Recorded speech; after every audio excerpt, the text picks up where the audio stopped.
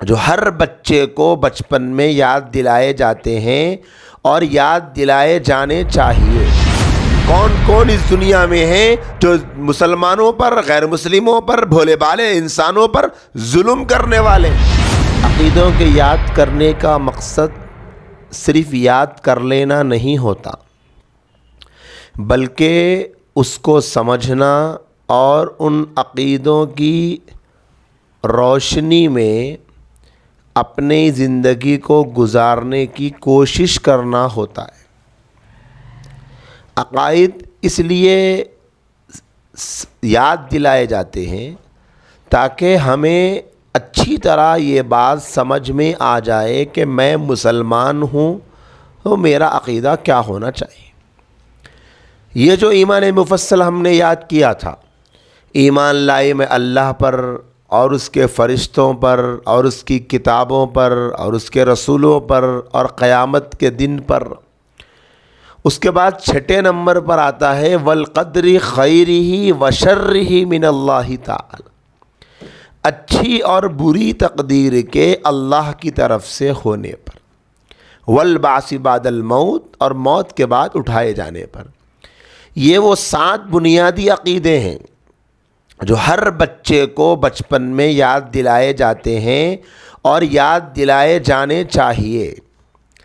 لیکن میری عزیز ماؤں اور بہنوں، ان عقائد میں سے بہت سی باتیں ایسی ہیں جن کو ہماری زبانیں یاد تو کر چکی ہے، لیکن ابھی تک ایسا یقین اس پر نہیں بنا جیسا بننا چاہیے تھا۔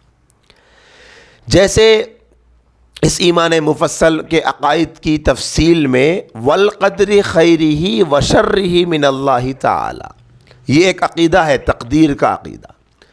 جو کچھ ہوتا ہے وہ اللہ کی طرف سے ہوتا ہے، اللہ کے علاوہ کوئی کچھ نہیں کر سکتا، یہ ہمارا ایمان ہے۔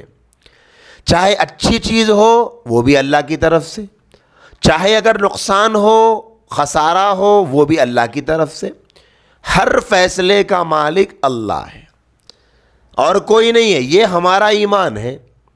اللہ کے نبی علیہ السلام نے ایک مرتبہ ایک اپنے صحابی سے یوں ارشاد فرمایا تھا کہ اگر پوری دنیا مل کر تمہیں نقصان پہنچانا چاہے اور اللہ تم کو فائدہ پہنچانا چاہے، پوری دنیا مل کر تمہیں نقصان نہیں پہنچا سکتی۔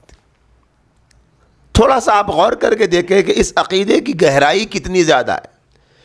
پوری دنیا کہیں جا رہی ہے، 1 آدمی، 2 آدمی، 10 آدمی، 20 آدمی، 50 آدمی، 100 آدمی، 1 پڑوسی، 2 پڑوسی، 10 پڑوسی نہیں۔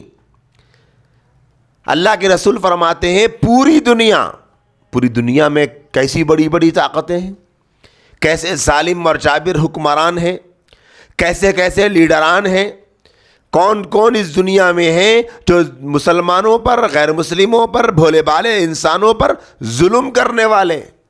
اللہ کے رسول فرماتے ہیں وہ سارے ایک جگہ جمع ہو جائیں، سب لوگ، دنیا کے سارے سپر پاور، دنیا کے سارے ملک، دنیا کی ساری طاقتیں، دنیا کی ساری قوتیں، سارے انسان ایک جگہ جمع ہو جائیں اور تم کو نقصان پہنچانا چاہتے ہیں، لیکن اللہ تم کو فائدہ پہنچانا چاہتا ہے۔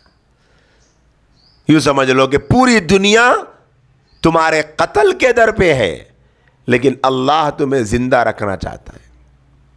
اللہ کے رسول فرماتے ہیں پوری دنیا مل کر بھی تمہیں ختم نہیں کر سکتی اگر اللہ زندہ رکھنا چاہتے ہو۔